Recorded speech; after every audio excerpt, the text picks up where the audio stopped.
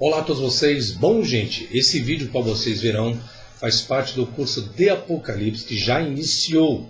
Tinha informado ano passado que eu faria um curso só sobre o livro do Apocalipse. Caso você tenha interesse, vai uma parte aí do conteúdo. Caso você tenha interesse, na descrição do vídeo, só você entrar em contato e fazer a sua inscrição, tá certo? Muito obrigado, até a próxima e tchau, tchau.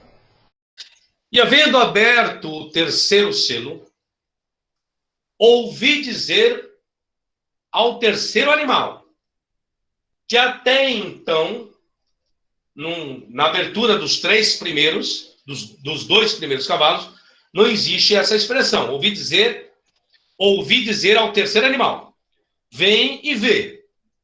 E olhei, e eis um cavalo preto,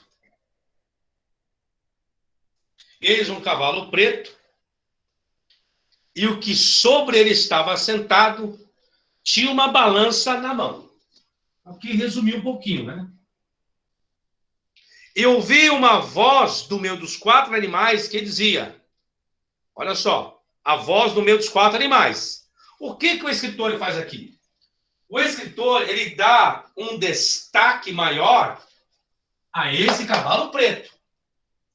Porque os detalhes são diferentes dos outros. Esses detalhes, dos que antecedem, ok? E ouvi a voz do meio dos quatro animais que dizia, uma medida de trigo por um dinheiro, por isso que fala a questão da balança, uma medida de trigo por um dinheiro e 3 medidas de cevada por um dinheiro. E não danifiqueis o azeite e o vinho. Então, existem outros detalhes. Então, nós temos balança. Deixa eu baixar aqui que eu não tinha visto. Balança. Isso. Não, vou ficar só no versículo 5, depois eu vou para o 6. Senão eu vou me bananar todo aqui. Vamos lá. A cor preta tinha fortes conotações negativas na antiguidade, por causa de sua associação com o quê? Cor preta. Vamos colocar aqui agora. O preto, uma metáfora que pode retratar o quê?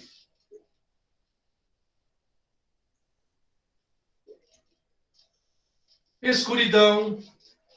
Mas? Mesma coisa. Hã? Trevas, Trevas. Pode retratar na morte também? Morte. Submundo. Pode retratar o diabo. E por aí se vai. Pode retratar guerra. Bom, enfim. Pode retratar escassez. Um monte de coisa. Então, estamos vendo até o presente cavalo, o terceiro cavalo, tudo está associado, por enquanto, com uma questão de guerra, de luta, de morte. Agora vai entrar uma questão interessante. Aí diz que ele tem uma balança. Ele tem a balança. Uma balança. A balança, o que é a balança? Quando vocês veem uma balança, o que ela, dentro de uma metáfora, o que ela retrata, a balança?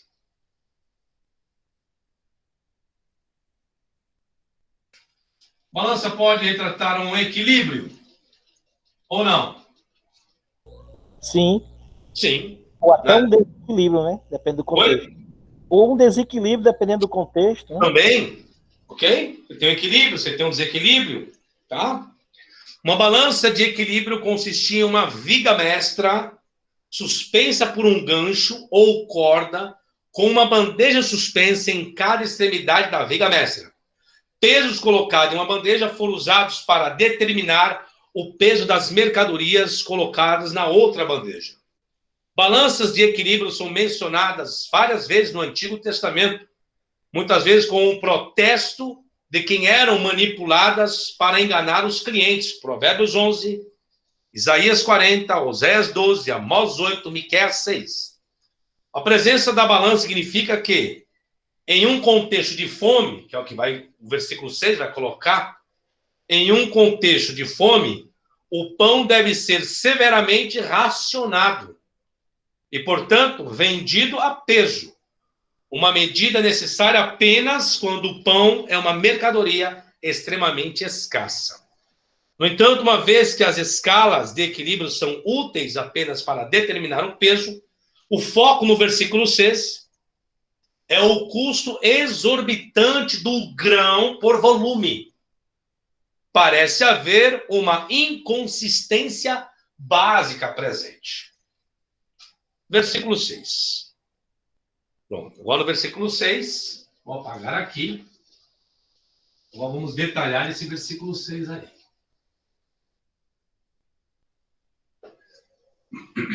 Lembrando que o cavalo preto ainda está dentro do contexto e tudo mais. Vamos lá. Então, o que nós vamos ter aí? Vamos ler o versículo. Eu vi uma voz no meio dos 4 animais que dizia: uma medida de trigo por 1 dinheiro e 3 medidas de cevada por 1 dinheiro. E não danifiqueis o azeite e o vinho. Interessante isso. Por quê? Desde o cavalo branco e o vermelho, existe algum momento que teria que poupar alguma coisa? Existe alguma expressão de poupar? Não. Não, não existe. Nós temos o cavalo branco, ele tem um arco, recebe a coroa, para vencer. Cavalo vermelho recebe a espada, tira a paz da terra, mata-se uns aos outros e não se vê nada sendo poupado. Não existe. Já aqui existe um detalhe. Então nós temos aí o cavalo preto, tem a balança, existe o peso, existe a medida, existe uma compra, mas existe algo que não deve ser danificado, que é o azeite e o vinho. Parece algo meio contraditório. Porque se existe uma guerra, a guerra existe, e uma das primeiras coisas que falta dentro de uma guerra é o quê? Exatamente a questão do alimento, né? Alimentação. Exemplo, surgiu a tal da pandemia. Qual foi a primeira coisa que as pessoas foram fazer? Estocar comida, né? Estocar alimentos, isso mesmo. Koenigs, aproximadamente igual à ração de 1 dia de trigo para uma pessoa. 3 koenigs de cevada era a quantidade aproximada de forragem diária.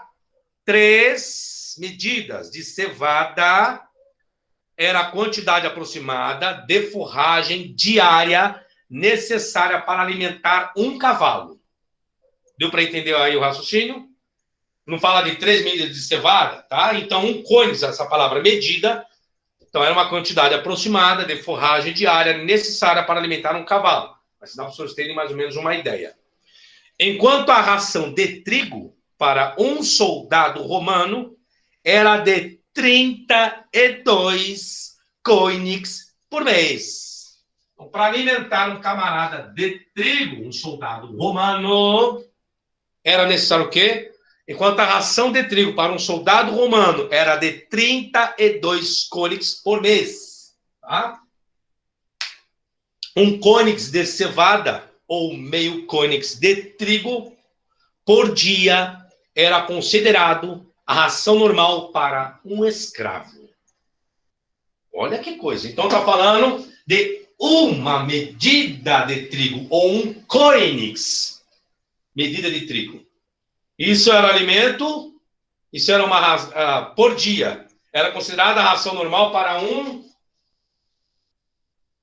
escravo. Isso é o fundo cultural. O que vocês estão enxergando aqui agora? Quem é que vai construir, ou seja, as pessoas poderiam comprar tudo aquilo que queriam? Não. Então o império queria comandar isso. Continua a leitura. Verso 5. A expressão katoelaion, katoioino me adikeses, mas não danifiqueis o azeite e o vinho, Este comando é direcionado ao terceiro cavaleiro, como indica o verbo subjuntivo aoristo da segunda pessoa do singular de adqueces, a classificação gramatical. Além disso, o vocábulo grego não prejudiqueis ou não danifiqueis, no grego, me adqueces, é um aoristo de proibição que sugere que nenhum dano tinha sido feito ainda. Nenhum dano tinha sido feito ainda. Um paralelo próximo ocorre em Apocalipse 7:3, onde 4 anjos são ordenados a não prejudicar a terra, o mar ou as árvores. O significado do verbo adquem é particularmente problemático. O verbo que nós temos. Esse verbo grego, ele é problemático. Adquem. Olha a correção. 9 das 11 ocorrências do verbo no Apocalipse significam ferir e danificar. Ferir e danificar. Enquanto em 2 ocorrências restantes significam apenas agir injustamente. Então existe uma outra relação também. Na Septuaginta, o verbo adquem é usado para traduzir asak, que significa oprimir, errar, extorquir, defraudar. Muda-se um pouco o sentido? Não defraudeis o azeite e o vinho. Não extorquir o azeite e o vinho. Tá? Então, tem esse significado lá na Septuaginta.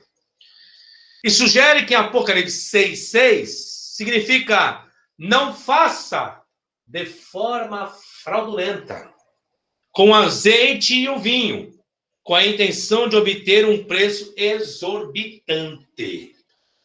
Chama-se o Édito do Imperador. A preservação das vinhas está ligada ao Édito de Domiciano. Vamos aumentar no fluxo histórico, para a gente trabalhar com a questão do vinho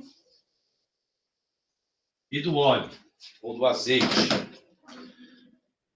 Domiciano. Imperador, mais ou menos 90 depois de Cristo. Durante a primeira revolta judaica, em 66 depois de Cristo, Tito teve os jardins nos arredores de Jerusalém destruídos. Embora normalmente os exércitos conquistadores evitassem cortar oliveiras e queimar vinhedos. Evitavam. Novamente, contexto aí de guerra.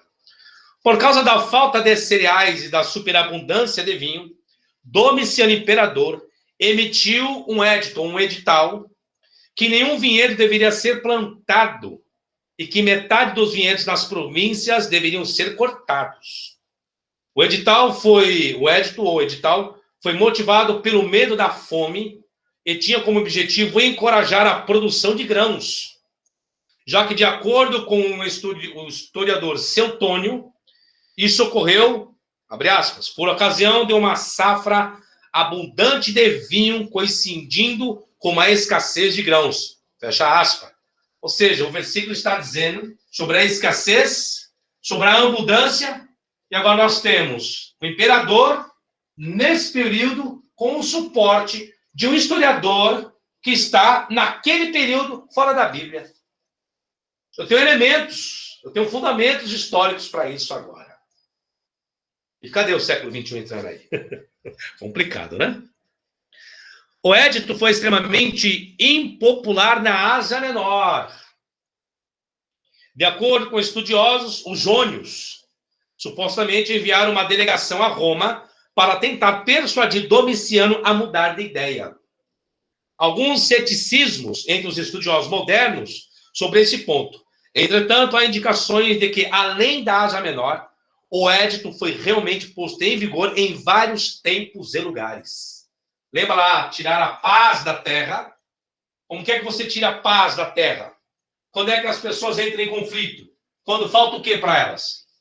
Alimento. Vamos lá. O versículo afirma que haverá uma escassez geral, mas não da safra.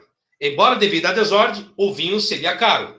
O edito de Domiciano pode ter ocasionado a menção desta antiga expectativa escatológica. Falar um pouquinho sobre a fome. As fomes na Ásia Menor durante o primeiro século depois de Cristo. Na Ásia Menor, onde nós temos as igrejas da Ásia Menor, onde é endereçada o livro, tá? Foi em parte porque a região foi urbanizada. Tinha um clima pouco confiável e era amplamente dependente de grãos importados do Mar Negro. De acordo com estudiosos, a fome pairava continuamente diante das cidades gregas. Atos capítulo 11, versículo 28, relata uma suposta fome mundial sob Cláudio em 44 depois de Cristo. Houve fomes durante seu reinado, mas esta quase certamente se limitou à Palestina. Outra fonte ocorreu na Palestina durante o governo de Tibério Alexandre, de 46 a 48 depois de Cristo. De acordo com o historiador, embora isso possa ser idêntico aos relatos de Atos 11, 28, durante o reinado de Tibério, houve uma fome que foi exacerbada pelos mercadores de grãos que acumulavam seus estoques. Perto do final do reinado de Vespasiano, houve uma fome em Prusa e um motim contra os ricos, que se pensavam ter acumulado os grãos. No entanto, se a data do édito da vinha de Domiciano está correto, em 91 depois de Cristo, é possível correlacionar este édito com a fome generalizada na Ásia Menor, endereçada pelo édito de Antitius Rusticus, o legado da Galácia Capadócia, publicado em Antioquia da Pisídia em 91 depois de Cristo. Então, o fundo histórico acaba corroborando com tudo que estava ocorrendo naquele momento.